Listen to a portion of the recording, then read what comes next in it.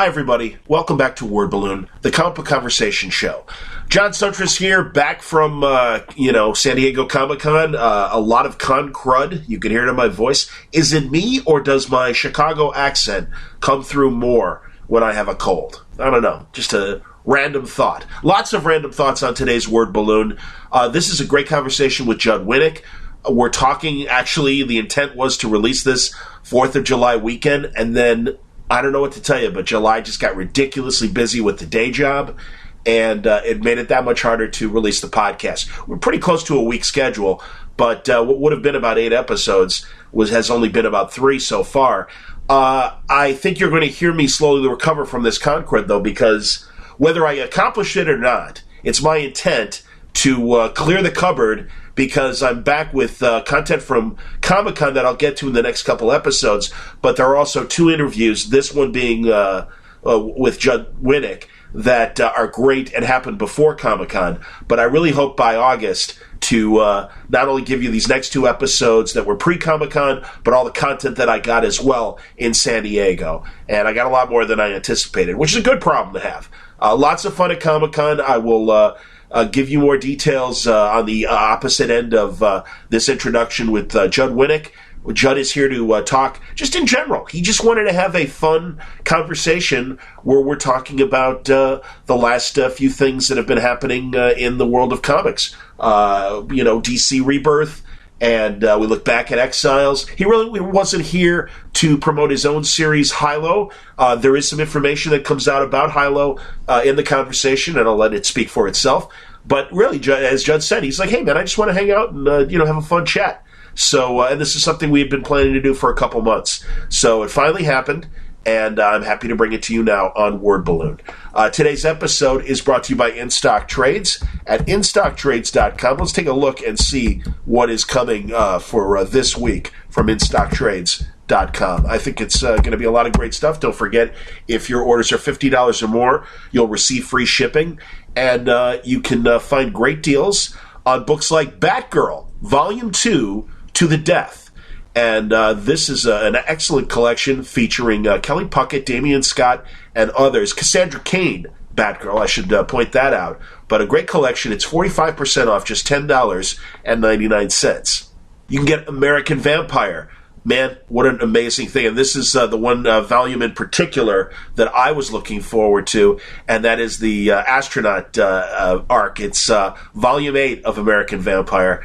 And this book is 45% off, $8.24. Got to see Scott Snyder very briefly in San Diego. I was very happy to see him. What else have we got here? Here we go, Bigfoot. I should let Art Baltazar know about this. Bigfoot, Sword of the Earthman.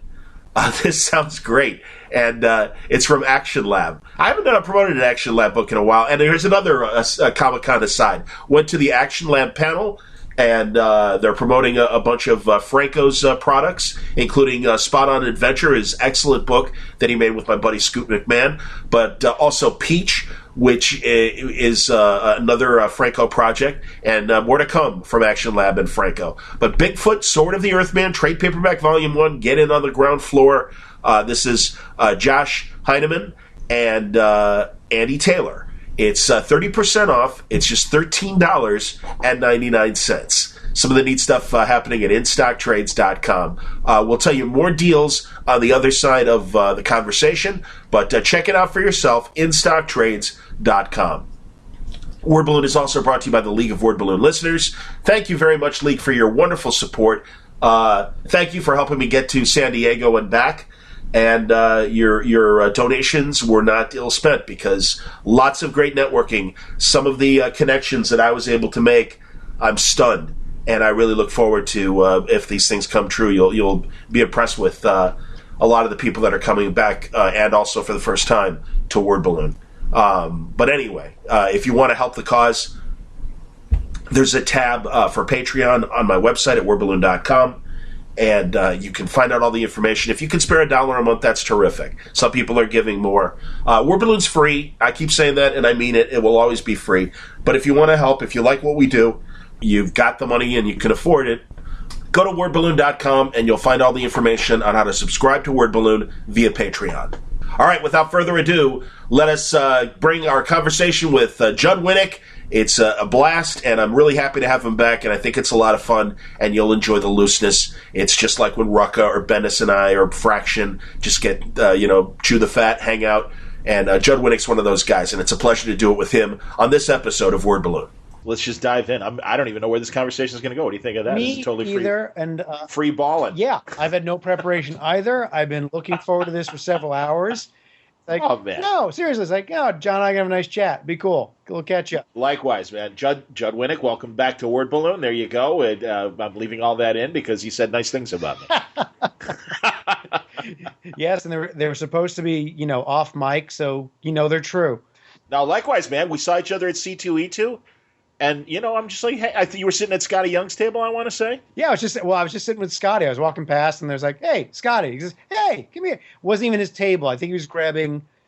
Yeah, it was somebody else's table. Yeah, you guys should do it because it was a corner table or whatever. Scotty Young is so popular, he needed to run away from his own table so he could draw. I think it was Stegman's table. I think it was, yes. There you go, Ryan Stegman. Very good. Yeah. There you go. Yeah, so I'm like, hey, man, you're always welcome. And I assumed, honestly, Judd emails me a couple of weeks ago and was like, hey, let's talk. And I'm like, oh, sure, what's up? He's like, nothing. I just want to talk. So I actually wasn't full of shit. I actually meant it when I said, no, let's do it again, for real. It's the middle of the year. We can talk about what's happened. You've got kids. How many kids do you have? I have two. And what ages? My son's 11 and my daughter's 7. Okay, so do you take them to the comic book movies? Some of the comic book movies? Well, the movies?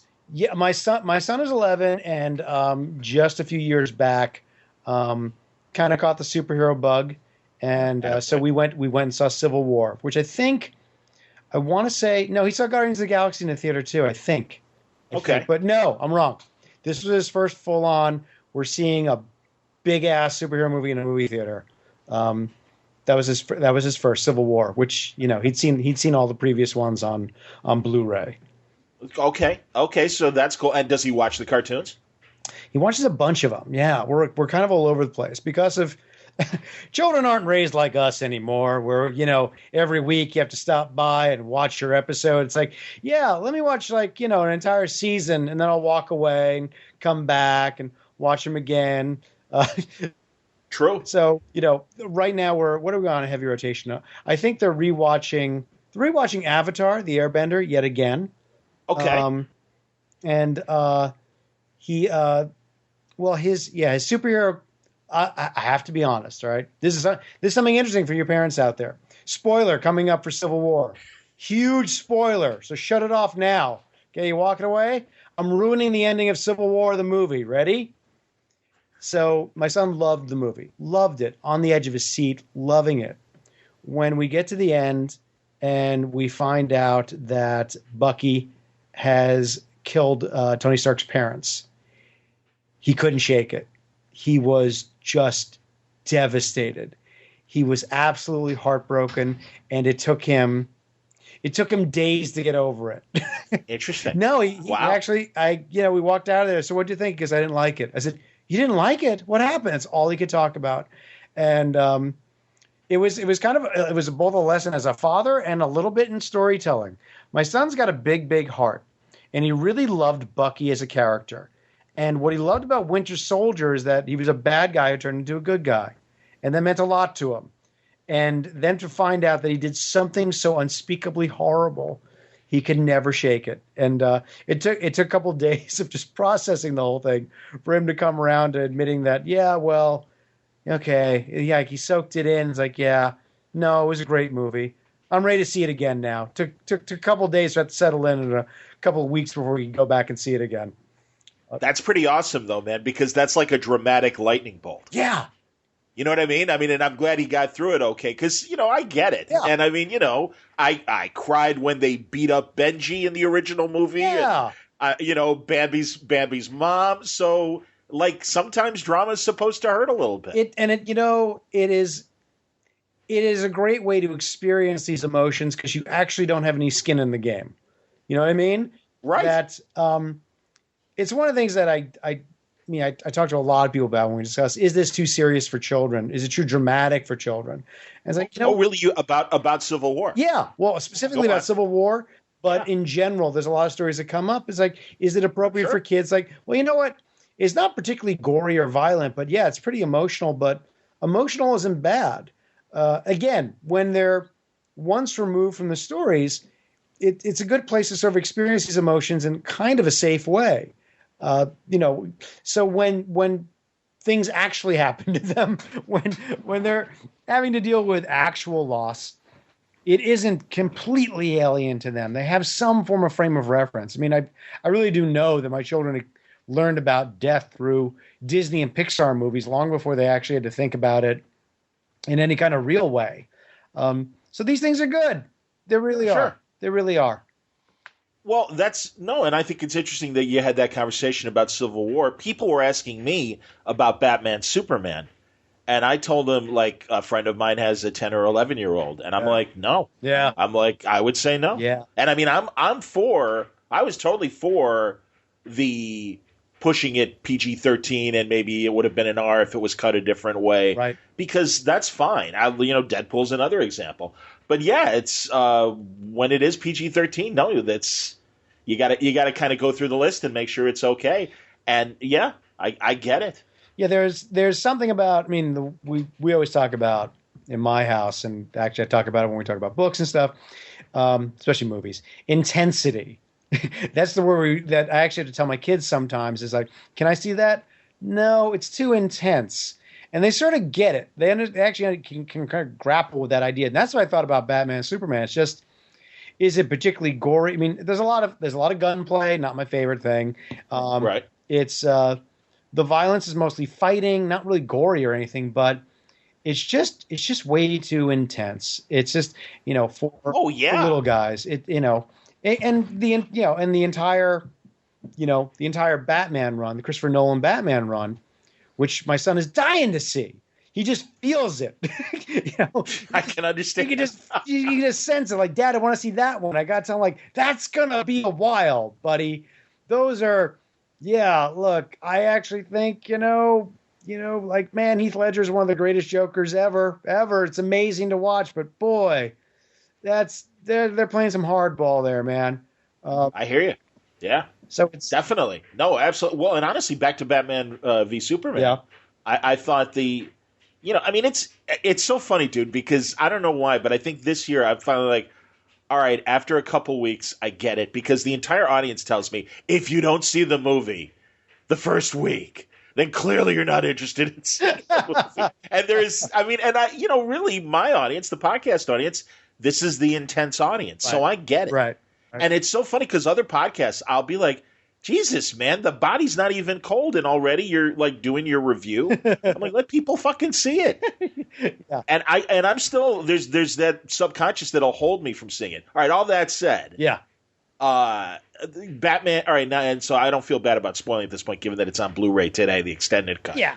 The way Superman gets impaled by Doomsday, that's really intense, man. And it's so ridiculous. God, I'm sorry, and I got to hammer him a little bit. Okay, we get it. We all saw Excalibur. Jesus Christ, man.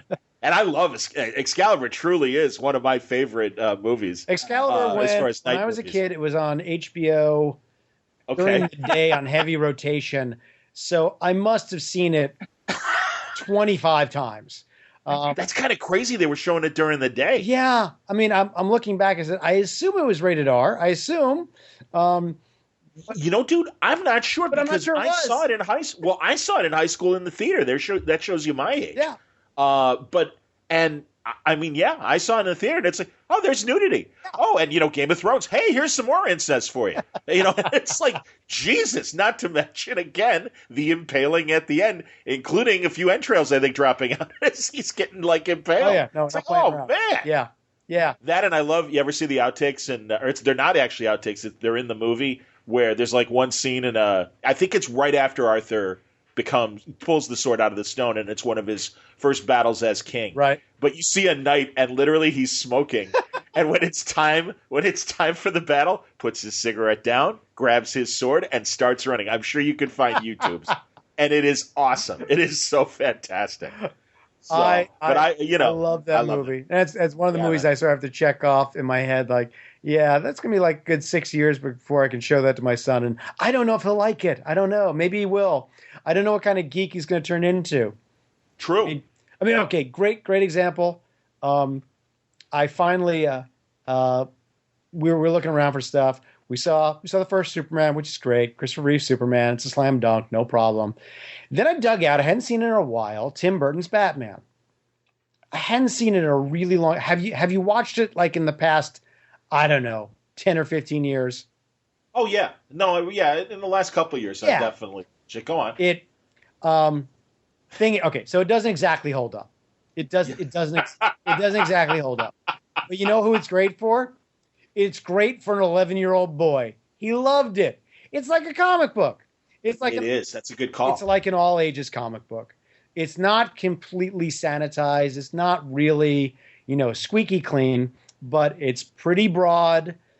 It's not actually silly or anything, but it's a simpler movie than what we're used to now. And it was great. Yeah. And he absolutely, like us. I mean, I was 19 when I saw it. And now he's 11, but Jack Nicholson was the perfect Joker for him and apparently for me when I was 19. He was great. Sure. It's amazing how some things that, because they're dated and for lack of a better expression, we'll say for a simpler time, a simpler time where, in the third act, Superman's not getting impaled by a monster. Yeah. We're the most... and that, just not a sunny sky at all in those Zack Snyder movies. That's why I'm really interested in this Justice League. It's like, all right, I just want to see some daytime scenes and really bright.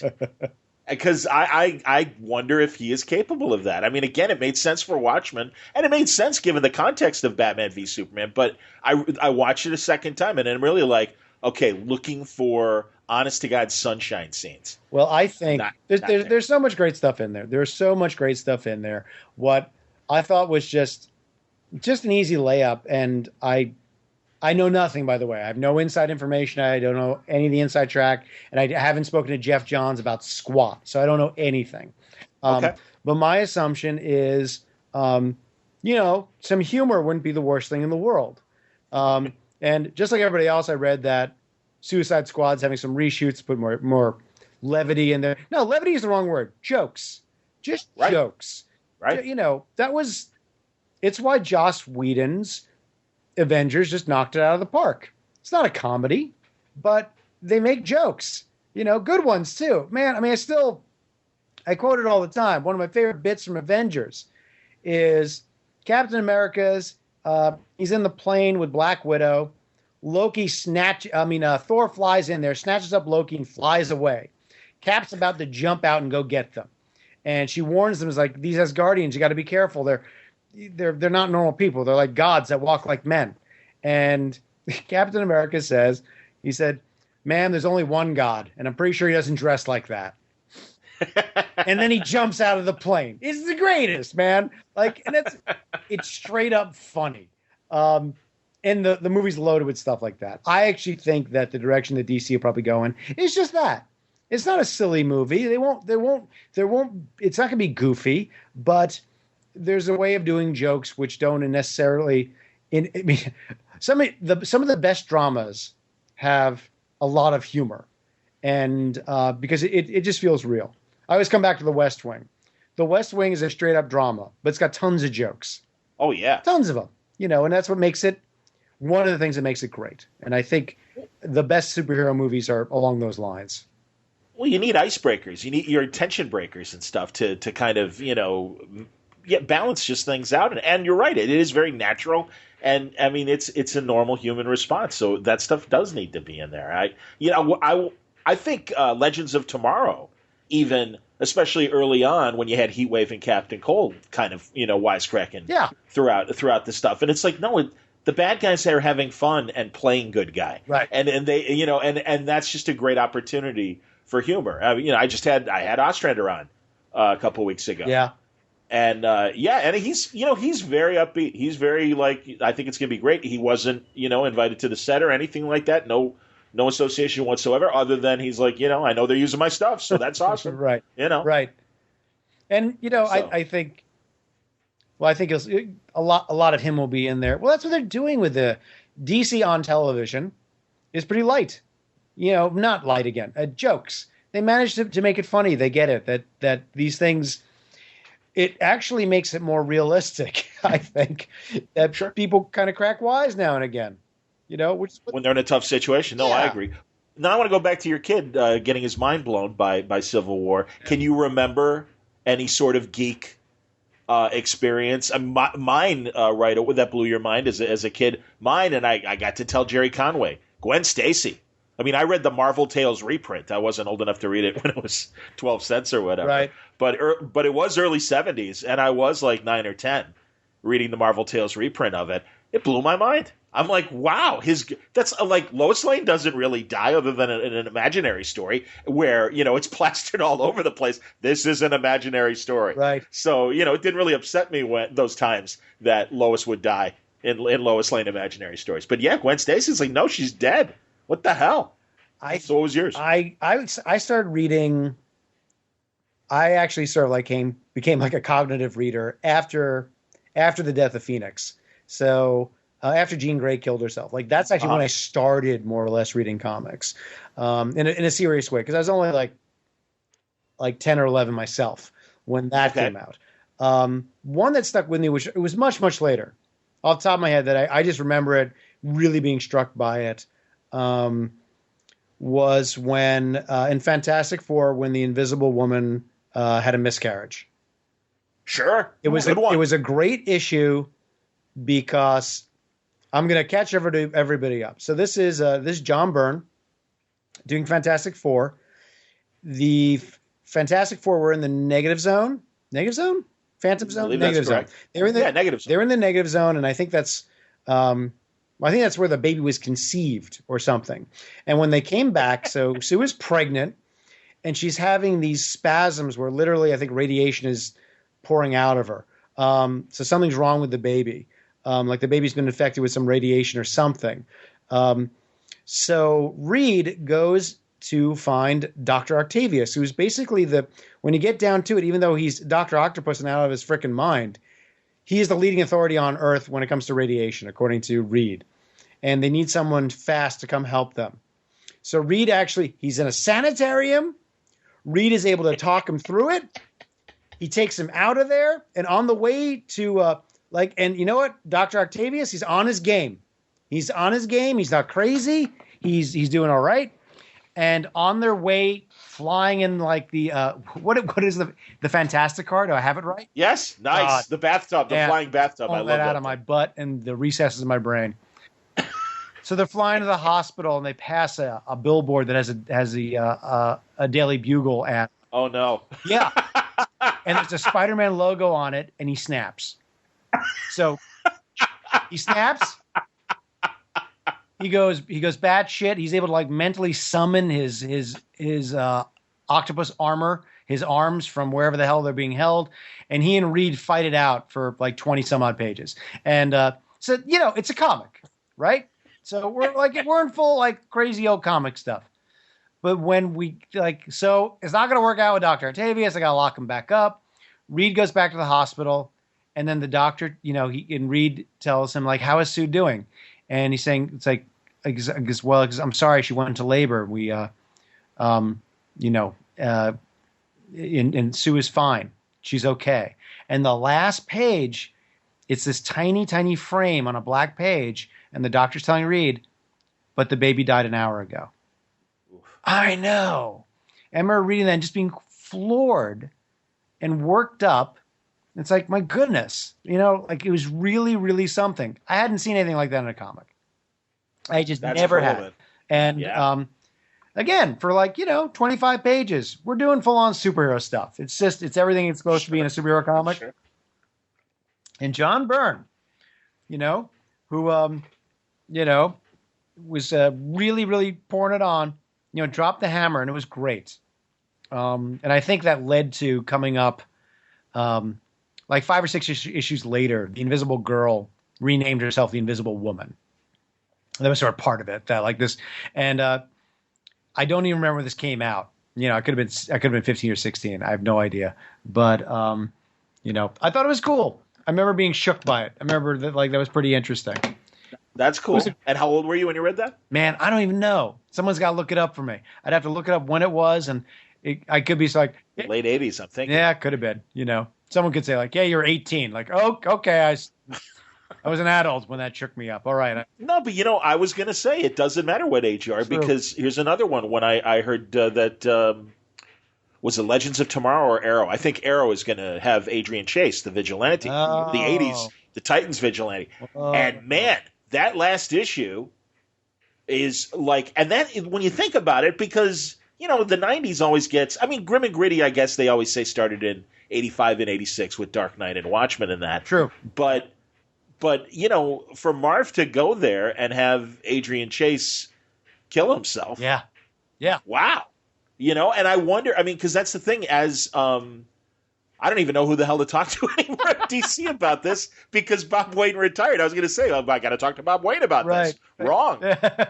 But with them bringing back or bringing the character on TV, I would assume they're going to put Marv's run back in print. You would, and do you go to that really? Because I even think for a while Paul Kupperberg took over writing Vigilante. I liked Vigilante as a comic. It was there you go. So and obviously your response. Do you remember reading that as well? I do remember reading that. I remember that was and I'm trying to remember, like, was that early 80s? Or was it was mid 80s, because it was it was late 80s. I want like 87 maybe, or 88. I think it was right when, I mean, we can sort of when things started to get great. Yeah, when we start to get edgy as we like to call it. Well, and again, back then it was a difference. Yeah. I mean, now you roll your eyes at that kind of thing, and it did become blasé. Well, yeah, and I was honestly, I take full responsibility as one of the guys who got things perfectly gritty and edgy. During the 90s and the 2000s. Oh yeah, well, okay. Here's the thing. So when I was a teenager, I was sort of fading away from comics. I was just, I would kind of, I can mark the moment when Marvel lost me for a while.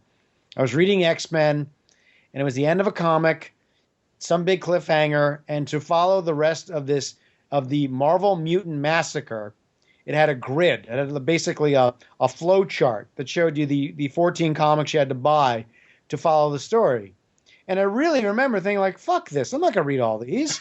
So there was a bunch of books I had no interest in. It's like, and I was pretty pissed. And I think it was around the same time that Dark Knight Returns came out. And I picked that up not knowing any idea what it was going to be. And I remember flipping through the first couple of pages and thinking, like, it is very dense. I don't know if I'm going to like this. I don't know if those of you who have not read Dark Knight Returns, shame on you. Those of you who have not read it in a while, you should look at it. There's like 14 panels a page. It's a dense read. It's amazing. It still holds up. Frank Miller was actually, he created 24-hour news before it became a thing. Fox News before it existed. It's crazy. No, you read it, you go, sort of. Yeah, sort of. You're right. I mean, CNN did exist back then, but you're kind of right. I'm not sure it did. Oh no, it did. I am not 100% sure it did. This is 1985, right? It did. No, I'll tell you. And again, that's all right. I'm showing my age in this one. That's fine. I'm not ashamed. No, honestly, when I was 17, CNN was up and running nationally and stuff. And I remember thinking, I'm a junior in high school, and God, if I were 5 years older, I would be in Atlanta tomorrow trying to get a job at this place. So because I mean, it was so obviously the future. And in fairness, well, they would have I even remember they would have like really long 20-minute segments. They weren't full half-hour shows, but they would stop like their 24-hour news cycle coverage. And literally, Mike Douglas, the old daytime afternoon talk host, was a go-to talk host on CNN in those pre-Larry King years. Wow. How you doing, everybody? Excellent. Social Security, can I sign up for that now, please? Can I get my early bird special coupons, please? Wow, unbelievable. I had no idea. Because I pretty much, in my mind, it was always that CNN was on for like a year before the Gulf War.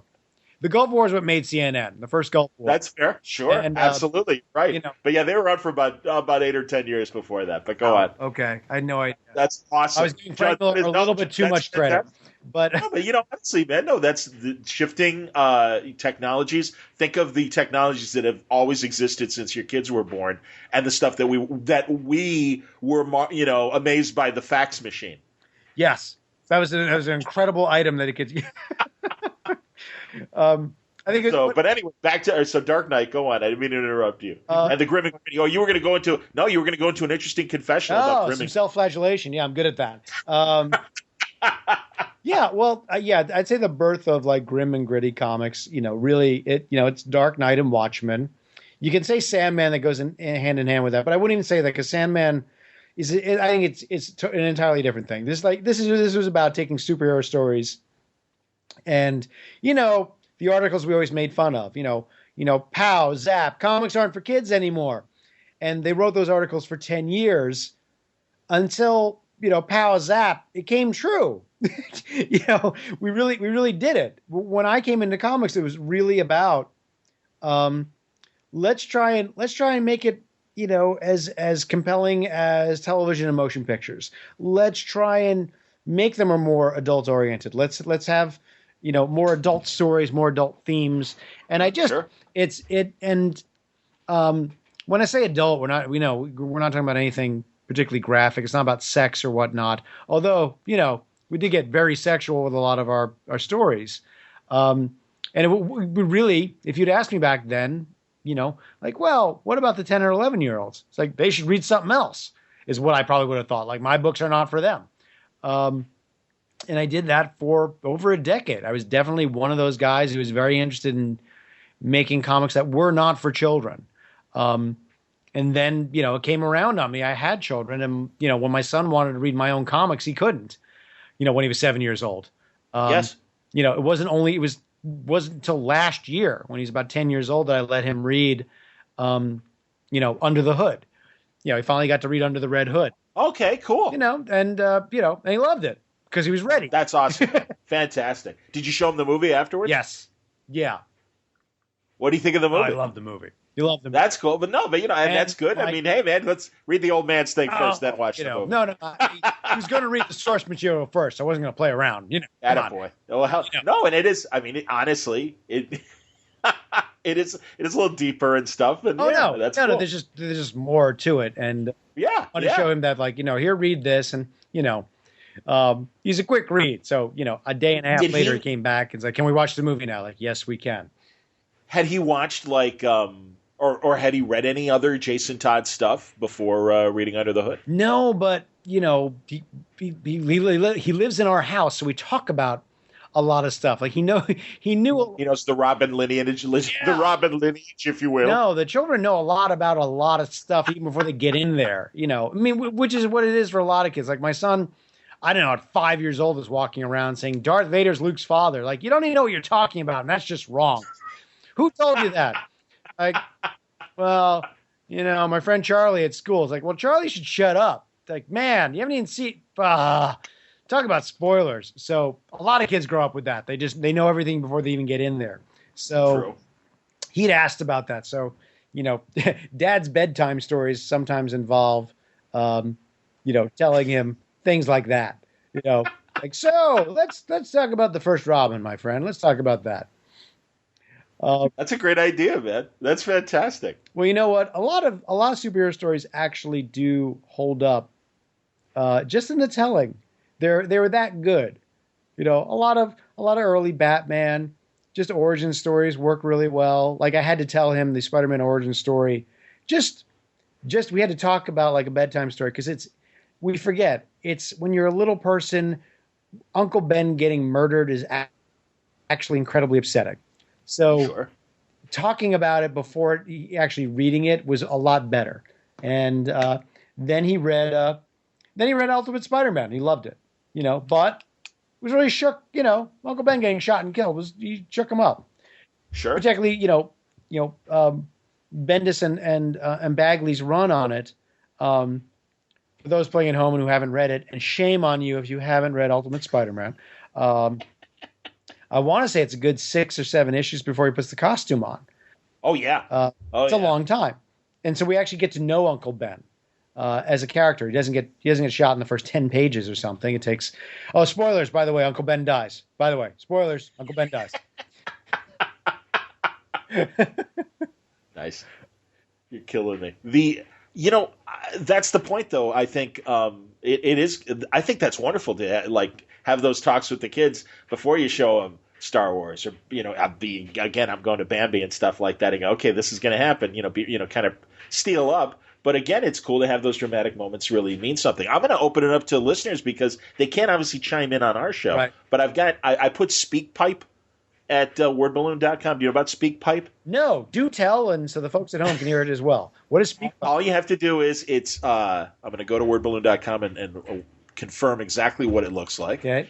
But basically, you use your computer's microphone to send direct voicemail, and you can do that. And it says it right there, right in the top left-hand corner of wordballoon.com.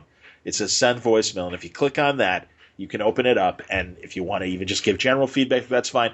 But I will ask you, what do you remember your first geek story that blew your mind in some amazing dramatic way, whatever it was, the death of a character or a big reveal or something just something that it was like more than a holy shit moment, like a big dramatic moment where, it just felt adult looking back. It's like, wow, that's like one of the first adult reactions I ever had to a story. So if you have something like that, do it with SpeakPipe. And what were the other things that I made you kind of go back at? I mean, Grim and Gritty doesn't really fit, but anyway, well, as they come up in the conversation, we'll throw see. them back in. Absolutely, yeah.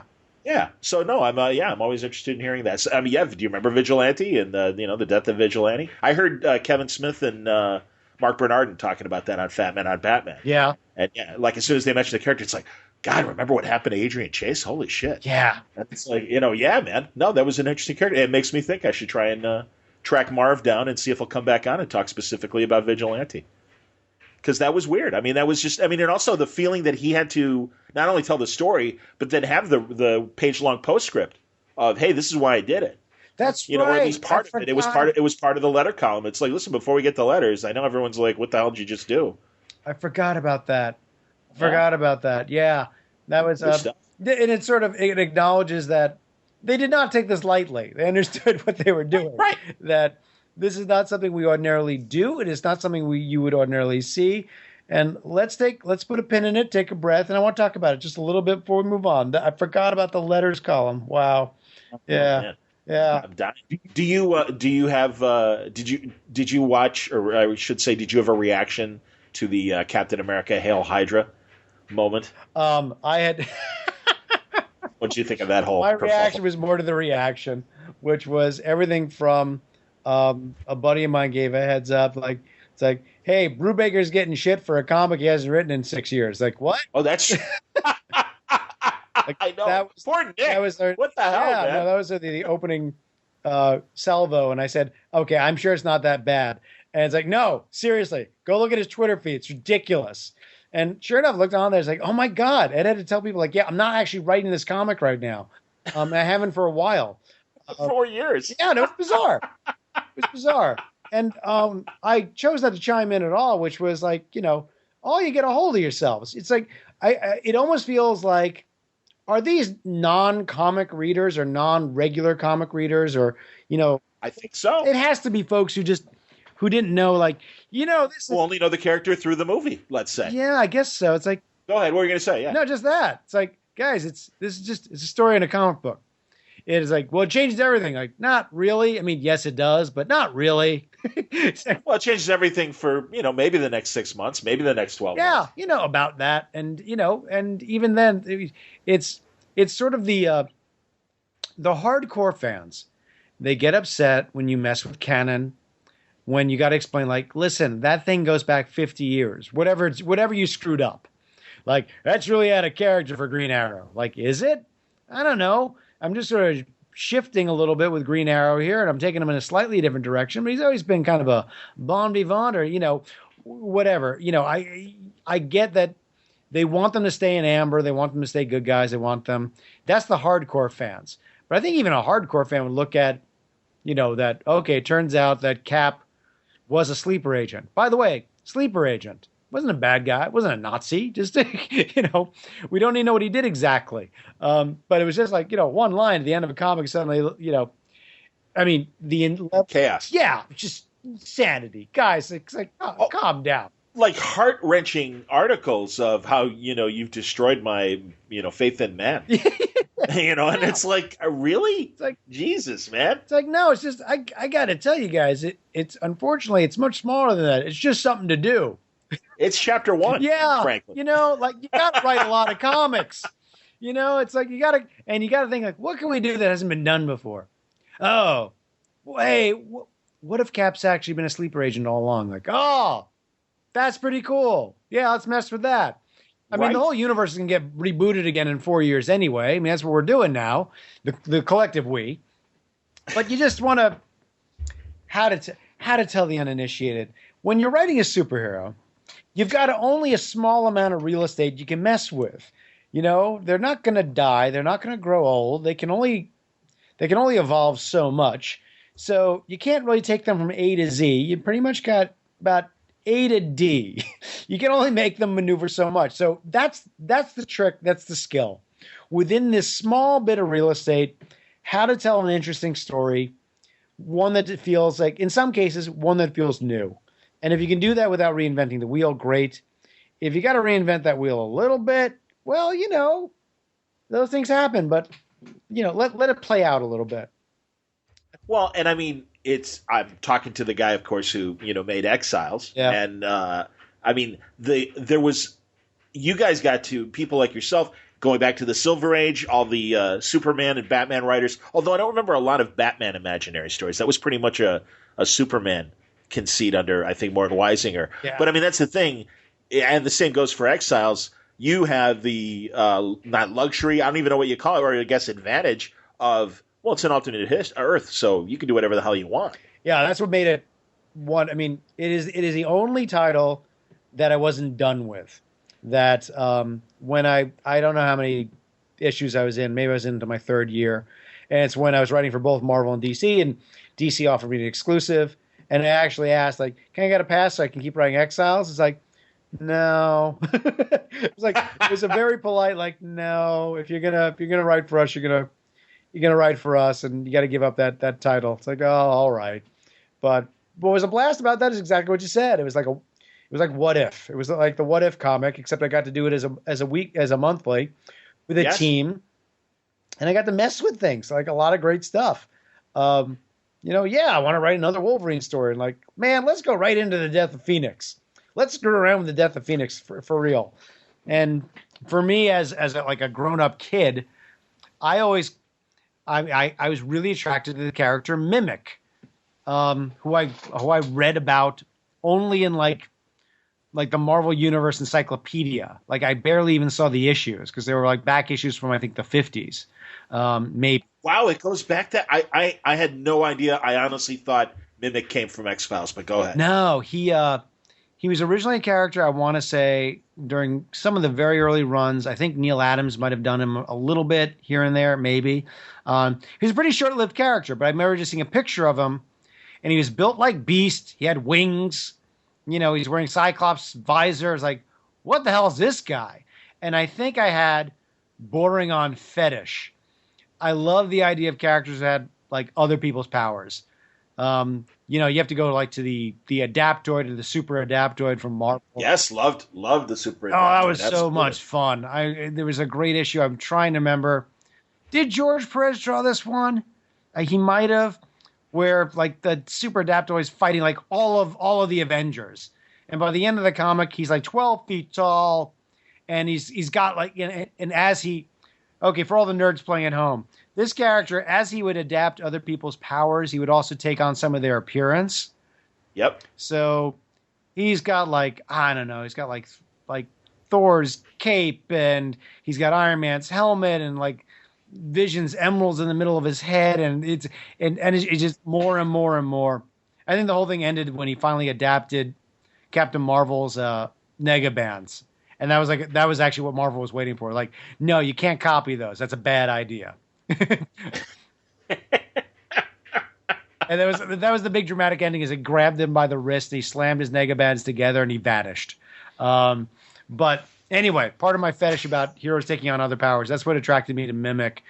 So it was one of the things, like, I want to do this character from, like, the old X-Men, brought him into the Exiles. And people dug him as much as I did when I was a kid. It was just something fun about him, or something kind of interesting. And Sure. I updated him. Like, he's got Wolverine's claws. Like, how fun is that? Let's really screw around. Let's have some fun. He X-Men 19, Stan Lee and Werner Roth. There we go. That's when he first appeared? Yep. Old. Yeah, back in the day. 66. Yeah, there you go. Man, I was 2. I was going to say, when you were talking about watching cartoons and how the kids now binge watch, and obviously, you've got a couple of cartoon channels that serve them cartoons 24 hours a day and stuff.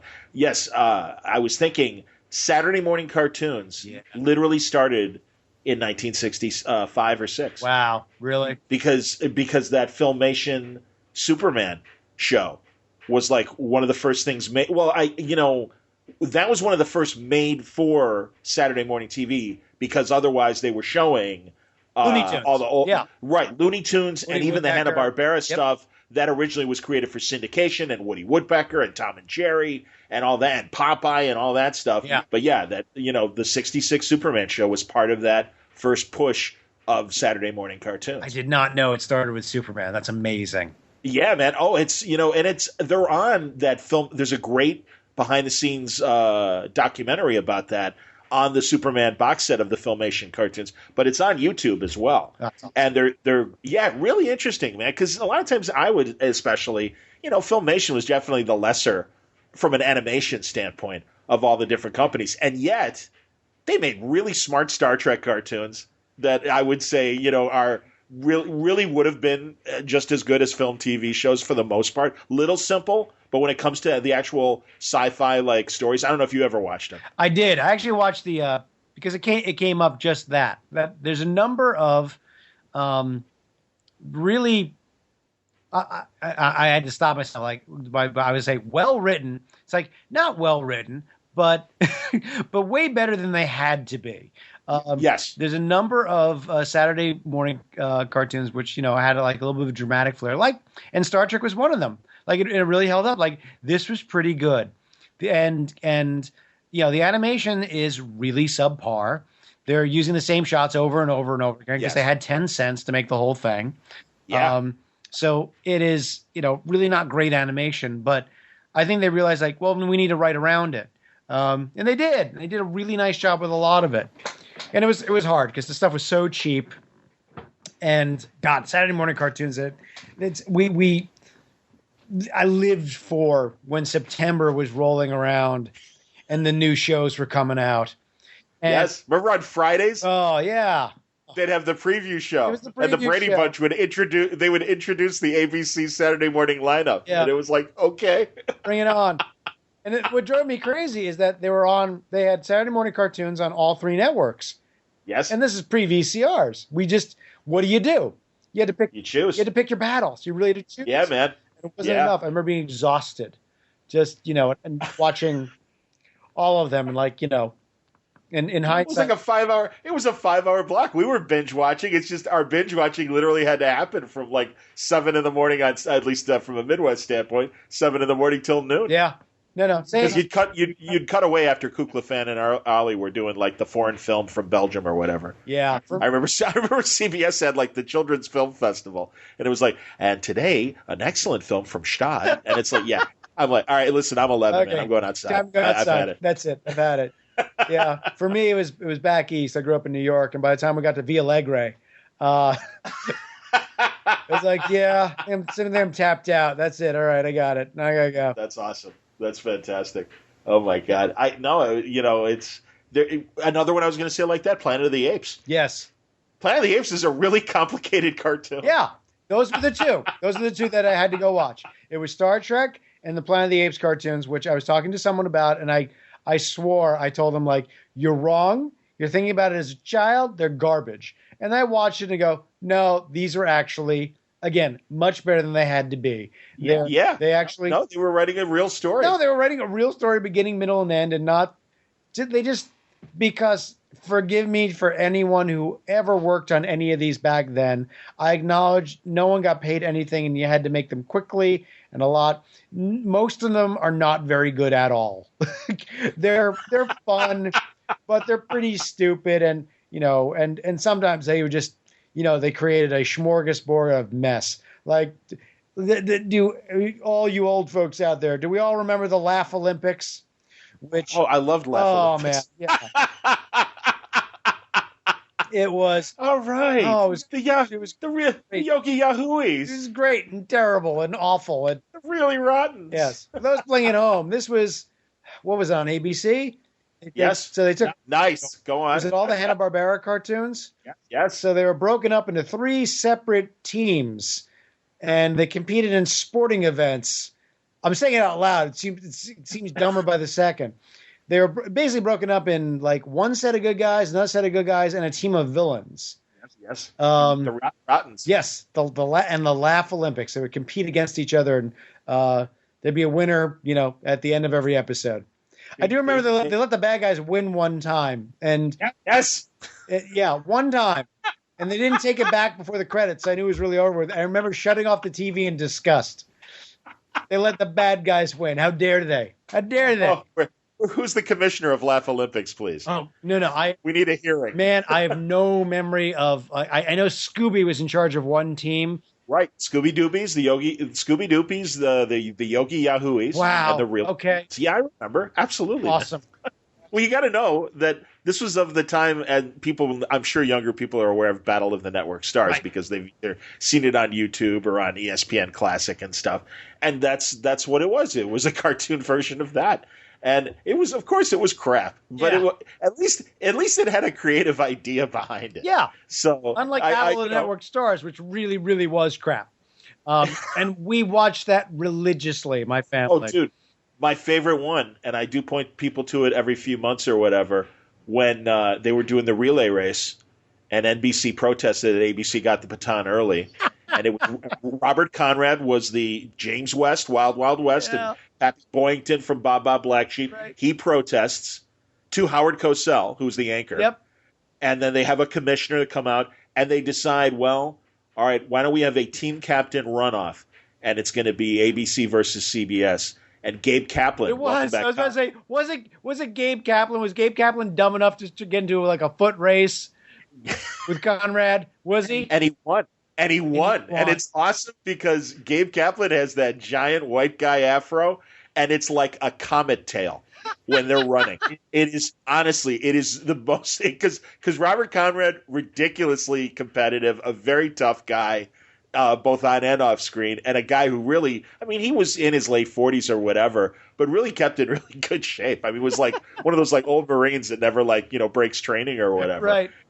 And Gabe Kaplan, all right, I'll do it. Yeah, sure. Literally looks like the Sweat Hogs in like droopy running shorts and T-shirt. Yeah, all right, I'll do it. And it's the funniest thing in the world. And the best thing is Telly Savalas, Kojak, is the CBS captain. He complains. He's like, if there's a problem with the race, we all should be involved. And he's complaining to Cosell while chain smoking.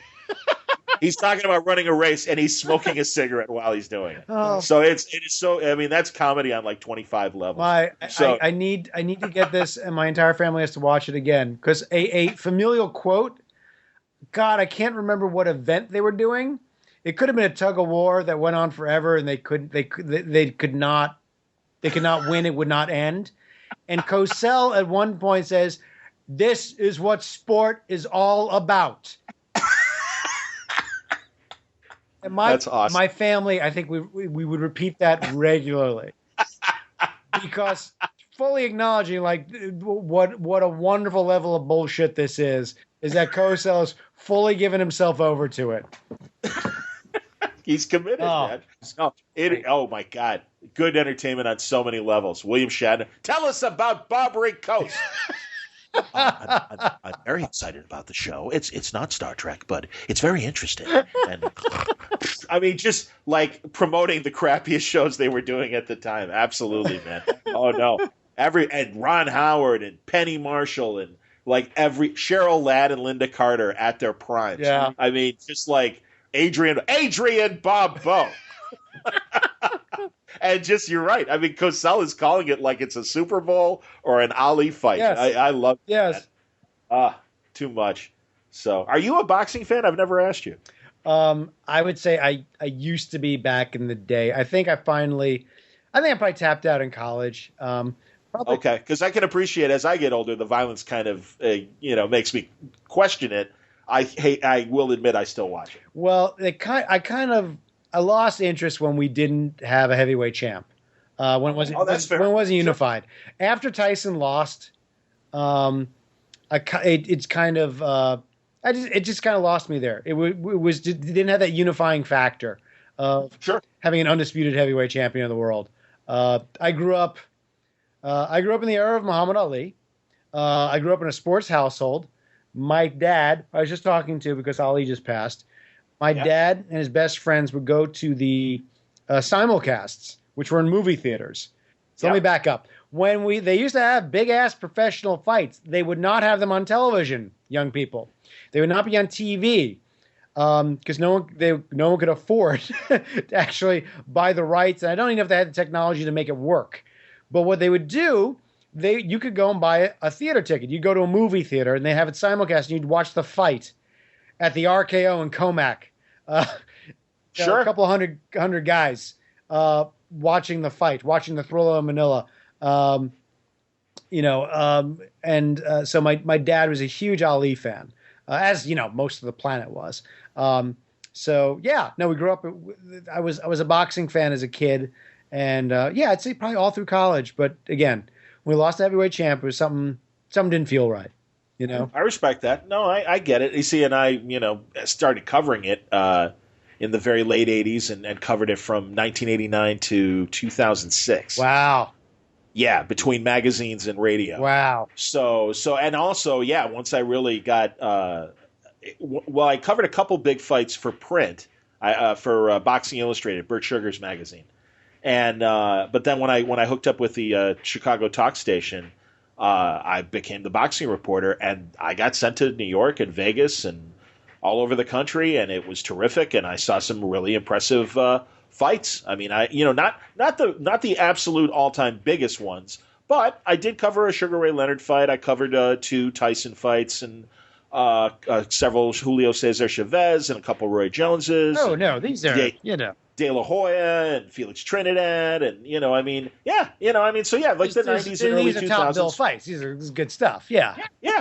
So it was really fun, and certainly I grew up as well with Ali and remember those closed circuit fights, and going to Chicago theaters to be able to see them and stuff. No, it was incredible, and also Ali lived in Chicago for a good portion of his life as well. So really, when he passed away, beyond my own, personal feelings, and I even talked about it a couple episodes ago, I got to meet him 25 years ago in the very early 90s. So he had the Parkinson's syndrome. It wasn't as bad as it got. Right. And I actually got to talk to him for 5 minutes and do an interview with him, and he was great. That's So man. I mean, no, it's meeting history. It is. So it bummed me out, and again through the years and stuff, I got to meet all the heavyweight contenders from the 70s and champions except for Frazier. Okay. I met Foreman, I met Norton, I met Larry Holmes. Foreman was great. I got to talk to him a lot in those 16 years of covering boxing and stuff. He's one of the most interesting characters ever to come out of. Characters come out of boxing. Ali's a living legend, and what he did will never be matched. But the life of George Foreman can barely be summed up. If you were to tell somebody who didn't know anything, the life of George Foreman, and it's somewhere sneak in that he has 7 sons that are all named George. There's so many things you like. Seriously? Oh yeah. It's like, and then he became the heavyweight champ again, and he was 110 years old. Really? Yeah. Exactly. 47 years old, and he wins back the title and everything. Unprecedented. And even before that, like you said, I mean, he'll say he grew up as a gang kid and was a product of Lyndon Johnson's Free Society, in that he got signed up for the Job Corps. Right. And he went from the ghettos of Houston to, I forget what forests in another state he went to, and literally did like forestry and learned it. And it was like, he's like, it changed my whole attitude about life, and I got serious, and I got out of the gangs and cleaned up. and got into boxing, and the rest. I mean, my God, from the '68 Olympics and a very pro-American stance at the '68 Olympics, in contrast to Tommy Smith and John Carlos giving the Black Power salute and all that. Yeah. I mean, and then to be the second coming of Sonny Liston and the bully of the '70s, and just such a badass. Yeah. To finding God, dropping out for 10 years. 10 years. Yeah. I mean, don't get me wrong. Ali's leaving because of his religious stance against Vietnam and stuff was very huge. But yeah, George lost 10 years of his prime. Right. I mean, at his best, came back a different man and wins the heavyweight. Ultimately, wins the heavyweight title again. Yeah. Crazy. Yeah. Yeah. Crazy. Yeah. And then. That's only chapter 2, and then chapter 3. I'm going to get involved with this lean grill. Yeah, whatever the hell it's called. It's like the George Foreman grill, and it's like that becomes like, what the hell are you talking about? Like, he put his name on a grill, did some infomercials, and he made $100 million. It's like, come on now. It's like, no, it's true. That's happened. Made more money doing that than he did in his boxing career. He was the meanest man in boxing. He was despised. Ali made him into a villain, and by the way, he practically was. He was sure. Really, and then he came back, and he's a kind, gentle man who was still a boxer and going to beat the hell out of people in the ring, and formidable and old. And then made $100 million selling a grill. It's amazing. It's amazing. It really is. No, he's a really fun guy to talk to. Absolutely. And I got to say, I don't know why, but on television with HBO, he always kind of plays a little simpler. And it kind of gets me angry because I would have very intense boxing conversations with him about specific fighters. And he was very analytical and kind of a machine about, he fights this. Eric Morales is great because he fights this way. And I'm like, I like this George Foreman. I'm like, how come we don't get him on TV? And he's like, no, they got enough experts. They need a clown. I'm the clown on that show. And I'm like, okay, man. I'm like, whatever. But yeah, it was really cool to see this other side of him because he's a very, very smart guy. That's interesting. He's very, very self-aware and self-deprecating at the same time. Yeah, because did you see the Fight Game on HBO? Their Ali tribute. Yes. Because I don't know if it maybe with the satellite too, or also, George is getting a little bit older in that, but it just seemed like he didn't understand the questions, a couple of the questions that Lampley asked him, and he just went off on Ali, I loved Ali tangents. They were all really interesting. Yeah. But they didn't quite, and they went into places that I didn't know. It's the whole thing about George, you need to come back and fight Ken Norton. I'm like, that's true because George Foreman whacked Ken Norton out in 2 rounds. Yeah. And and Ali gave Norton gave Ali fits. He won 2 out of 3, but all 3 of those fights were much more difficult than even the Frazier fights. The Frazier fights get legitimate importance and stuff for what they were. Right. But the Norton fights were really hard fights, and especially the last fight, it could have gone to Norton. Yeah, it was brutal. They're amazing. Amazing. Yeah. Well, there you go. Now I'm a fight fan. So there's that. Oh man. Anyone playing at home, they should see the documentary when we were kings. Have it right? Yes. Excellent documentary. There's another one too called Champions Forever. That's a videotape documentary. That's very good. But yeah, When We Were Kings is amazing. Oh, it's incredible, and everybody involved is still alive and can talk about it. So it's just, Norma Mailer, George Plimpton talking about being there at the fight.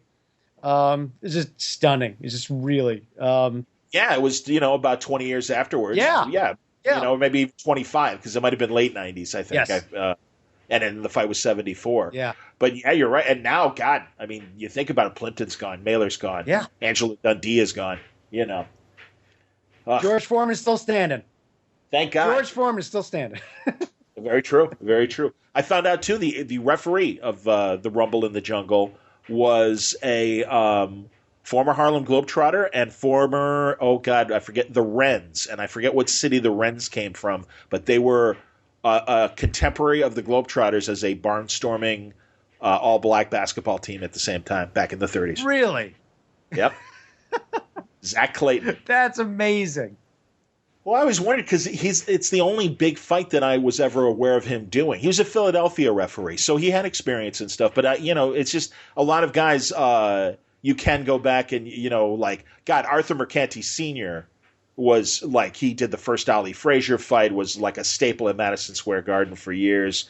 There was the Filipino referee, and his name escapes me right now, but the guy who did the Thriller in Manila worked for years afterwards in Vegas, really through the 90s and stuff. Really? Yeah. So, I mean, that's, well, like, they're like kind of like umpires. Well, again, this is boxing. Yeah. And it's, and again, the referees are really important. Richard Steele was a very big referee in the 90s and early 2000s, and, was considered quite a referee. And Mills Lane, Showtime's been showing off their 30 years of boxing coverage, and I was watching a couple fights. And Mills Lane, little former Marine and stuff, excellent referee in the 90s and early 2000s, ended up in the reality TV show business, had a judge show like Judy and the rest, and unfortunately suffered a big stroke and never recovered from it. It was really sad, but the guy was a great referee, and a really good referee really makes a difference in a big championship. Huge difference considering the level of shenanigans that can occur. Right. That, how honest a man has to be in the ring there to make sure that doesn't happen. Right. Got to keep it all on the up and up. Got to look after your guys, and still have a nice, have a good clean fight, as they say. Well, yeah, and walk that tightrope of safety, but also you don't want to stop it too soon because everybody paid a lot of money to watch the fight. Right. And it is entertainment, and he's literally juggling guys' lives in his hands and in his eyes as he's watching the fight and everything. So no, great referees are very hard to come by, and it's like, it makes a difference. It really does. Or even stupid things like, remember the Fan Man back in the 90s that parachuted into the ring? Yeah. I mean, that kind of. You never know what's going to happen at a fight. It's ridiculous. It's part of the fun for me. That was the fun of covering it. The weirdness of everybody from the promoters to the fighters. You just didn't see that level of weird characters, both crooked and just weird, in any other sport. And it was half the fun of covering it. Was just these and weird boxing people. Was more mainstream. Well, hey, the segue back to comics makes it easy. There was the Muhammad Ali versus Superman comic, which, yes. Thankfully, I don't know how many years ago when they finally collected it in a hardcover for all of us. I was so grateful. It's like, oh my God, it's a Superman versus Ali comic. Here it is again. It's back. Because I had not seen it in years, and sure. Back. But that's how mainstream boxing was. Yes. And how big and important Ali was. And how beautifully Neil Adams could draw. He could actually draw, it's like, that looks like Muhammad Ali. Yeah. No. Oh my God. Yeah. And it was really fun to learn. And I interviewed him about it back in 2005. Yeah. And he's like, honestly, it's like one of my absolute favorite works I ever did. Good. And it's like, I don't blame you because it was amazing. And he goes, no, to really get Ali and the challenge of really like capturing him and stuff. And he did. Oh my God. It's just, it looks so much like him. And the writing, I think Danny O'Neill did a great job on the script and everything. it's an excellent book. It is an excellent book. There's so much said about Neil Adams, but you can never say enough. I hold that up because I'm very, very impressed with, let's call out a bunch of the comic book adaptations that come from movies. I'm going to throw a rough number out here. 98% of them are total garbage. Every comic adaptation of a movie, most of them are complete garbage. They aren't particularly well written. They're trying to crunch the movie in. That's for starters. But the art's really, really bad because they got a lot of bad photo reference going on. Like, you can tell, like, doesn't look like the character. Oh, looks exactly like the actor. They're going off a photo reference in there. What Neil Adams did with Muhammad Ali is that he's not going off photo reference. He's actually drawing him. He's that talented that he can actually looked at enough reference and actually made the man into a character and looks like Muhammad Ali throughout the entire comic at all times because he's that good. And being able to be someone who can do great anatomy, do great action scenes, do terrific acting, and do something that borders on likeness, it's a very rare skill. Few people can do it. He's unbelievable. Excuse me. Yeah, I completely agree. No, and I feel that way about Alex Ross too. Alex Ross is Alex Ross sort of broke the machine when he started doing comics. He just changed it all up. Everyone, those of us who remember when Marvels came out, which predated Kingdom Come, which was like, holy shit, this is unbelievable. This looks real. Look at this. It's like superheroes look real. Look what he's doing. They look real. Look, Iceman looks like he's made of snow. Can you fucking believe this? Look at this thing. God almighty. I remember the first issue, there was like a big scene where all the Golden Age Marvel characters were going to like just do like some giant, massive team drop into a city block or something like that. And they're all like perched on on like ledges of buildings and stuff. Right. And everyone's just got their costumes on and it looks so fucking real. Yeah. I just had a heart attack. It was before, it was before the superhero movies exploded. It was before Alex Ross exploded. It was the first time anyone had come close to anything making superheroes look real. And oh god, yeah. No, it was great. Still is great. I think I read Marvel's again just like a year ago. It's like, yeah, still holds up. This is great. I told Alex I worked for a bank that they had the account for Now Comics. Okay. And before Marvel's, Alex did a Terminator story called The Burning Earth. Yeah. And it was a trade. And literally, I'm like I'm in customer service, and I would like process different accounts check by check. And one of the accounts I would have to do was Now Comics. And I'd be like, what is this Terminator Burning Earth and Now Comics? They were doing Speed Racer at the time, and they were doing the Green Hornet at the time, and I loved those comics. And I'm like, what is this? And I looked it up, and I'm like, oh my God. And it's this painted artist, Alex Ross, and the art looked amazing. It really did. And then, when Marvel's came out, it was like, holy shit. Yeah. But it was really interesting. Yeah. And it was like, and I know they kind of screwed him over at Now Comics with, like, he never fully got paid for the job or whatever. No. Oh. Yeah, man. But I mean, literally, like every month it was just like a couple dozen checks for more trades of this, Burning Earth Terminator book. And I'm like, what the hell is this, man? That's pretty interesting. So, no, Alex was amazing. Was there an artist that you got to work with any specific time beyond your peers? Was there an old time artist or one that you've always admired? You're like, holy shit, I got to do a story with him. John Severin. That's awesome. I didn't even have to think about it. John Severin. What story? I did this maxi series, 12 issues, called Caper. Of course. Yes, I remember John's contribution. Go on. Yeah. So So for those, tell the others. Yeah. So I did. I'm sure we've talked about it before too. I think we did. We did talk about Caper. So Caper was a crime series I did, which it was 3 separate stories, 3 different time periods. So like 4 issues per time period. One was from the one is like modern day. It was like, I guess it was the 90s. Another one was from the 1970s, and the other was turn of the century San Francisco. It was 1906 San Francisco. So 3 of those. So the 1970s one, I put it to Bob Schreck. I said, it'd be great if I could get John Severin to do this. And Bob said, well, we can call him. And I had some scripts done, and went to him, and he said he wanted to do it. And I was just like, I just could not believe it. The thing with John Severin, right? Same deal as Neil Adams. Okay, it's the same compliments. What was funny was it was basically a murder mystery, crime of the century sort of thing, kind of like an OJ trial during the 1970s. A movie star is accused of killing his wife in the 1970s, and what was funny is that when I would make references that, like, okay, so we should see this couple, and they're big movie stars, and sort of like in the vein of like a Paul Newman and Joanne Woodward. So he would draw Paul Newman and Joanne Woodward, and it would look exactly like them. And it doesn't even look like he's doing a caricature or working off photo reference. It almost looked like just from memory. He just drew Paul Newman and Joanne Woodward. It's like, oh my God, that's them. And I said, like, a character should be like kind of a Rob Lowe looking character. And he's like the second or third lead in the book. And he just drew him. So like Rob Lowe is in the comic. He just looks like Rob Lowe.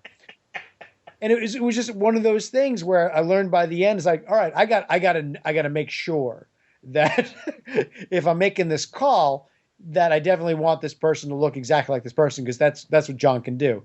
And he was not a young man when he did this book, and it was all really spot on. It was just, and not a simple little story. It's a murder mystery, and one for adults, and definitely kind of R-rated and in the violence and in some of the gore. People get killed. But God, it was just it was an amazing thing to get the pages turned in, because his work is so clean. There's no hiding. Anatomy's perfect. The acting is great. So it was just one of those things. And, and when he passed away, my heart sank, but he wasn't a young man. It wasn't like he was taken from us as, Sure. before his time, and he left a huge body of work, but it was something I was incredibly grateful for. I mean, I'm surprised. Yeah, go ahead. No. I mean, I read everything from, work he'd done on Hulk to Cracked magazine. Sure. Yeah, very long career with Craig. Yeah, Absolutely. No, he would do their MASH parodies, and Jesus Christ, Right. they look spot on. Like that's that's Alan Alda. That's look at him, God Almighty. Within the last 10 years, I remember seeing on eBay some cracked pages of John's.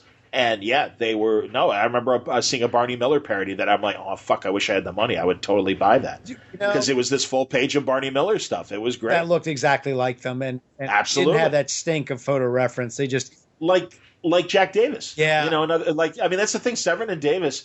And I was going to say, we really haven't seen, and maybe because it would be corralling a bunch of different publishers to do it justice.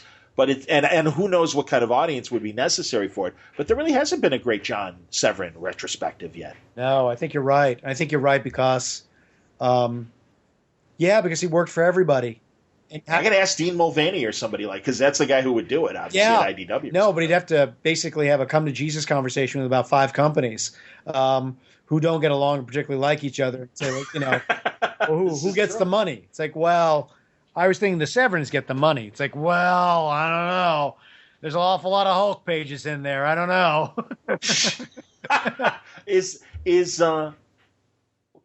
Crazy was Marvel's Mad magazine? Yes. Okay, because I used to get Cracked and Crazy mixed up. Yes, Cracked was, I don't know who the hell published that. Marvel did Crazy, which I read pretty religiously. I read Mad magazine, I read Cracked magazine, I read Crazy religiously. Growing up as the cartoonist I became had a lot to do with reading these humor magazines. And, who were the artists that you loved in those? Oh well, Severin, top to bottom. Jack Davis was terrific. And now I'm blanking on who would always do the Aragonis? Yeah. Actually, yes. I wasn't blanking Aragonis. I was trying to think of who did all the movie parodies. It was okay, and Mad? Yeah. I don't know. Well, that's a good question because I don't know. I'm actually. I got to turn around and look at my bookshelf as I talk to you. Yeah, no, I want you to look because I was thinking it would be maybe Jack Davis because he did a lot of celebrity. Yeah, he did some of them. I'm trying to think of. Okay, it's evading me, but wasn't Dave Burr? It was in Crazy Magazine and it was awesome. And it was one of the first things I told him when I met him. So Mike Carlin, former editor in chief of DC Comics, man who spearheaded the death of Superman. Yep. Yes, He's been at DC for a very long time. He's at DC Animation. He's at DC Animation. Yes, exactly. And he was my editor in chief for a while and my editor proper for a number of years. And I consider him a buddy. So he did for years in Crazy Magazine. He did the final page every issue, which was the inside back cover, and was called Mike Carlin's Page O Stuff, being Page O Stuff, O apostrophe stuff. And it was just a page full of ridiculous cartoons. All sort of collage slapped together. Terrible puns, great puns. One that I stole for years. There was a cartoon of Buddha sitting there happily. It says, and there's a word balloon saying Buddha, and it's pointing to Buddha. Then there's another guy next to him poking Buddha in his side, and the caption reads Budapest. It's been 30 years. I still remember that joke. And when I was a kid, I stole it and used it in my own cartoons and claimed it as my own. Mike, I stole this from you. Yeah. Oh, yeah. That's fantastic. That's great, man. Carlin's awesome. And it drives me crazy because typical company bullshit cannot get him on Word Balloon. Really? They're like, no, and it wasn't. Mike's like, I'll do it, but I need approval, and I'm like, okay, and they're like, no, and I'm just like, why? It's like, And they really had no good reason. And honestly, like, I was dealing with a DC PR person that isn't there anymore, who's a good guy. Right. And it was just, no, why? Because we said so. I'm like, fuck you. And I called him on the phone. And I'm like, come on, man. You and I have known each other long enough that I can't deal with that. He's like, it's not coming from me. I'm sorry. And I said, fine, that I'll accept. And I said, why? And he goes, I wish I could give you a good reason. They just said no. It's a crime. Mike's got so many stories. I know. Oh, it drives me nuts. Because like he's become really good friends with Art Baltazar. Yeah. Okay. And so we'll as so yeah we'll go to San Diego or whatever. And yeah, I had a great dinner with him, and I'm like, oh, Mike, this is hilarious. I go, everything, not just DC. I want to talk Marvel. I would talk Crazy and stuff like that. Maybe I can get him to do Marvel and Crazy, given that it wouldn't be company stuff. I'm going to have to see if I run into him. I'm going to have to ask him at San Diego. If you don't talk about DC Comics, if we just stick to Marvel, Crazy Magazine. I mean, actually, right. He could probably do an hour on Crazy Magazine alone. Well, there you go, man. No, but honestly, a lot of times I'll have, guys on, and it's like, and this is one of the reasons why I'm glad we're having this kind of conversation. It's like, no, there's not enough time to go back and, Wade, let's talk about your Kazar run. Right. And shit like that. I'd love to do that, but it's like, and especially I love because Wade and I tease him about every time about when he's on Word Balloon. He's always like, all right, I only have about a half hour, maybe 40 minutes, and that's it. And I'm like, okay, no problem, okay. So 3.5 hours later, you're dying to take a pee, and. Well, because I've heard your shows with Bendis. I've heard your shows with Marty Pasco. I know what you can do, and I just don't have that time. I like talking to you, John. It's not that I don't like you. I'm like, I get it. It's all right. So, and I do, and then so I should run tape when we're having dinner or whatever, and then he does there was this really great Leo Dorfman Superman story in 1961. Go on, I missed that. One of my favorite stories I tell often. Wade and I, years ago, we used to. It was like for 5 or 6 years. We had a standing breakfast at San Diego Comic-Con. He and I used to get together for breakfast, and this went on for years. And then we just got too busy and what have you. And some years I'd go. In any event, one time I tell him the story about a seminal comic for me was Action Comics 500. I might have been 9 years old when it came out, and it was like a 100-page issue. It was gigantic, supersized, whatever they were calling it. And the Superman Museum was opening up in Metropolis. It was basically the story. It was a wonderful excuse to tell Superman's origin in its entirety, and they also framed it that Superman was there, and he was going to walk this crowd of friends and reporters through the museum, and he was going to tell stories. And he also we're going to do the internal monologue where we'd cut away to flashbacks and get what actually happened to Superman during this time period. And it had some great moments there, including, and as I was telling Mark about it, Mark's quoting the lines to me, which was awesome. It was this really wonderful moment where Superman's actually talking about crypto and talking about how much he meant to him. And then Mark actually quotes the dialogue back to me. And I was like, wow, holy shit. And we spent most of the rest talking about this one comic. And I said, really, as a kid, it really, really struck me. And jump ahead 5 hours later, I'm signing books. Wade comes up behind me, comes behind the table, gives me a nudge, and he hands me the comic. He went and found it. He went and found Action Comics 500, and he bought it for me. And that's the kind of cat he is. That's awesome, man. Written by Marty Pascal. There you go. Right. There you go. I remember that story well. Absolutely, man. That's great. Well, that shows you what kind of mensch exactly Mark is and stuff. Yes. But I got to tell you, and especially given Rebirth just happened, and in fact, the episode that precedes this one was a talk with Dan Jurgens, who is writing the new Rebirth Superman, who isn't new, is actually the It's the Crisis on it's the pre-Flashpoint Superman. Yeah.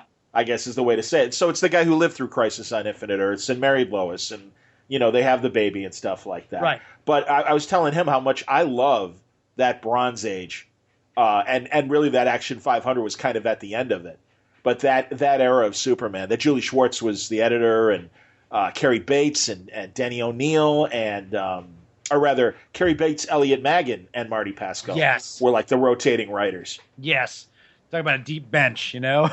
Yeah, man. Oh, no. And it just, and it was when Clark was working for WGBS. Right. And Steve Lombard was, unscrewing the nuts in his chair so he'd, fall over and, just ridiculous shit like that. But it was great. And it was that supporting cast that really made those stories beyond, all right, Superman's fighting villain of the week. You had your little moment in the GBS newsroom and stuff of, like I said, Steve pulling some prank on Clark and Clark using his heat vision to, fry Steve's ass or something. Yeah, and they always felt very much like they were still, in hindsight, these were all ages comics that anybody could read, but they were not childish. They still managed to tell a story in a real kind of way without being silly. And also they would really and really Marvel did the same thing in the 60s. Yeah, they tied to current pop culture. Right. And if you had Johnny Nevada, and that was Johnny Carson. That was the Superman universe Johnny Carson and stuff like that. Right. It just simple things like that. No, that to me was like a really there are clunkers in there and there are ridiculous stories, but there are a lot of good Superman stories in there too. And yeah, I think that's an era that just gets overlooked. Absolutely. Have you read Rebirth? I have not read it yet, and I've only not read it yet, and maybe we can talk about process. I have not read it yet because I'm about a week away from finishing the next draft of my next Hilo book. Fantastic. And I don't read comics while I'm writing it. I understand. And I think it has more to do with age than anything else. I realized when I started doing this graphic novel series that I had to stop reading basically comics. I was going to try to say, nope, not superhero comics, not graphic novels, none of them. Basically all kinds of graphic storytelling. I have to stop looking at it while I'm doing this because it gets into my head too much. And then I'm not relaxing when I'm reading it. I'm thinking about my own book while I'm reading other people's books. So I can't enjoy the book that I'm reading, and it just gets me too anxious. So I'm winding up, I read a tremendous amount of prose that has nothing to do, I'm reading crime novels. I'm reading Attaboy. All the guys who are basically in the bullpen of The Wire. Cool. That's Pelicanos. So I've not read it yet. I've heard great stuff, and I'm very, very anxious that I know about the week after next, I finally get to read this stack I got over here ready to go. So, okay. What are your thoughts thus far, sir? Are you enjoying it? I am. No, I have to admit, I truly am. And I had Tom King on to talk about Batman, and I had Dan on to talk about Superman. Yep. And I loved Jeff's first issue. I really enjoyed. I had Ruck on before the Wonder Woman run started, but he did a great job on the first issue, and like Green Arrow. Haven't read Sam Humphrey's Green Lantern yet, but I'm looking forward to it.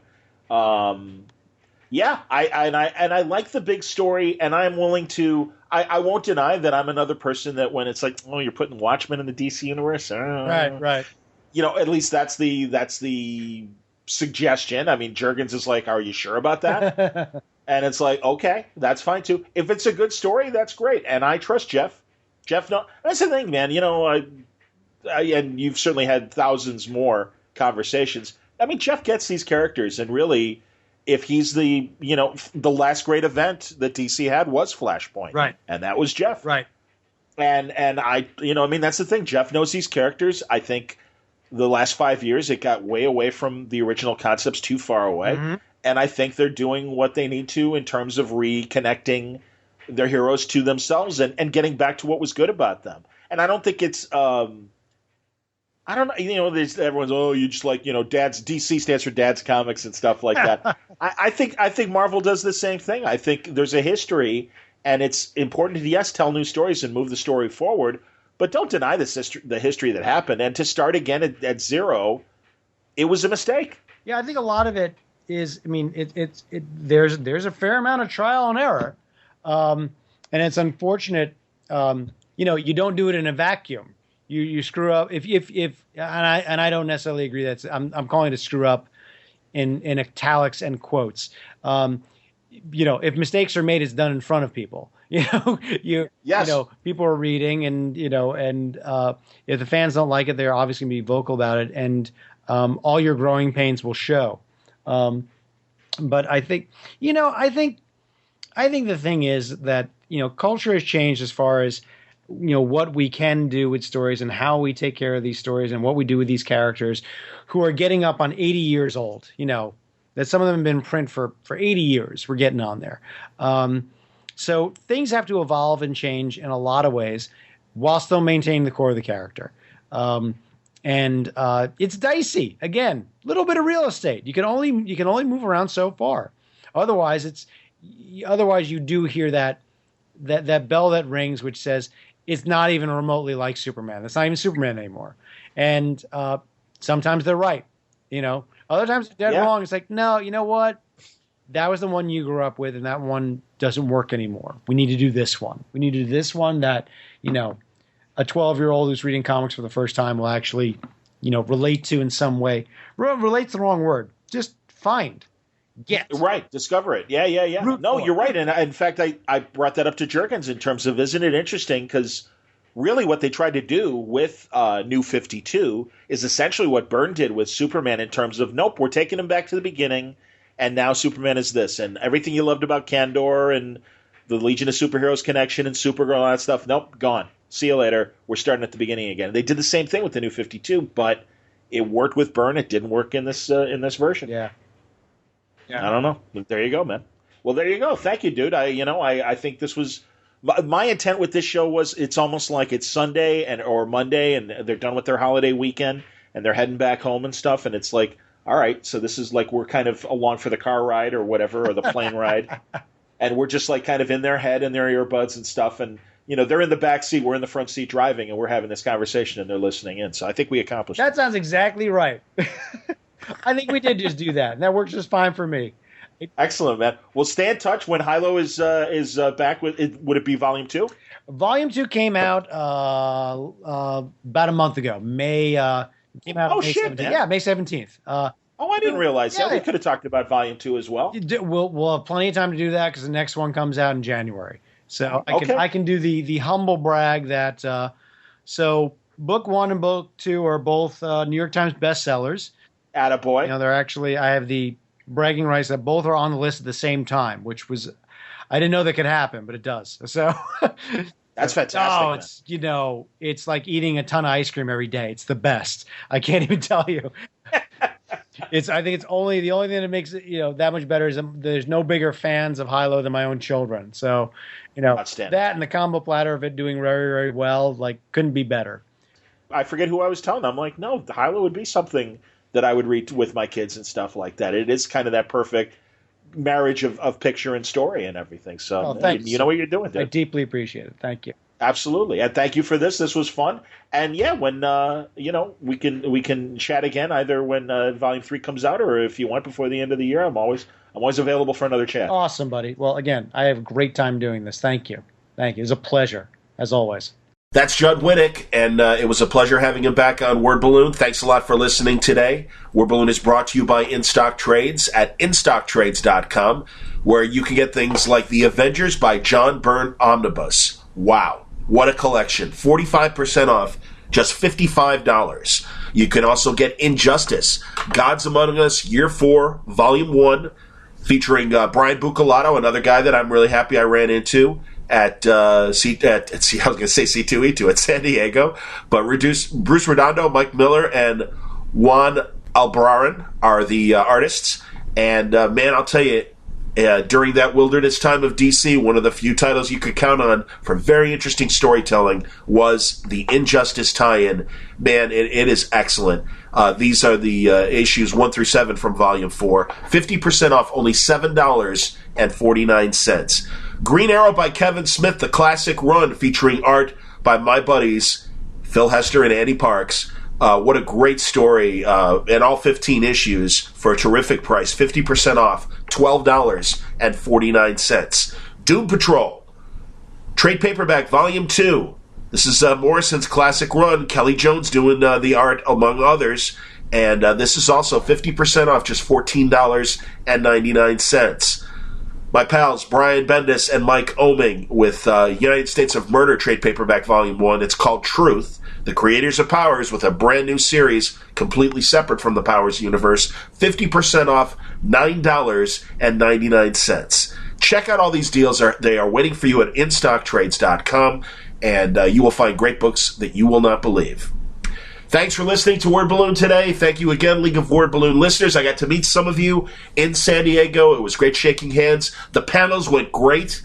I'm going to have an original art panel with Sal Abenati, and also I had the history of comic book films in the 40s and even the silent era. Trevor Goring and I had a wonderful conversation, and I am so pleased. Thank you all who showed up at the library, because the library is like a 10 or 15 minute walk. Really, it's a 15 to 20 minute walk away from the convention floor. So you walk that far, you listen for 50 minutes, and then you walk back. Literally, you lose almost an hour and a half of floor time.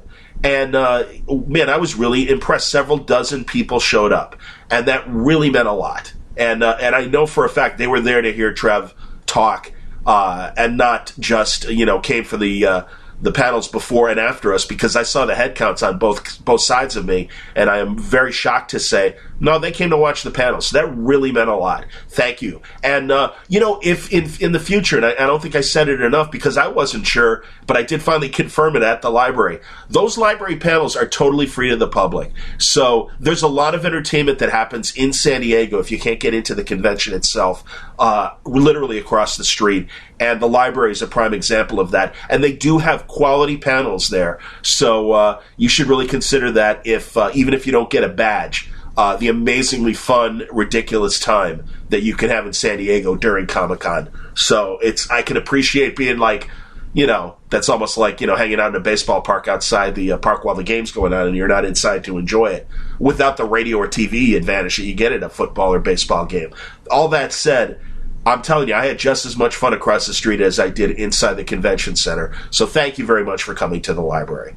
So there's my big, I'll drop some of these bonbons as I wrap up this week and the month of July, and get back on the swing of things and really give you guys as much entertainment as I can through these last few days of July. Enjoy the works that are coming up, and thanks for listening today. We'll check in with more great conversations from Word Balloon in the days ahead. Until next time, Word Balloon is a copyright feature of Shaky Productions, copyright 2016.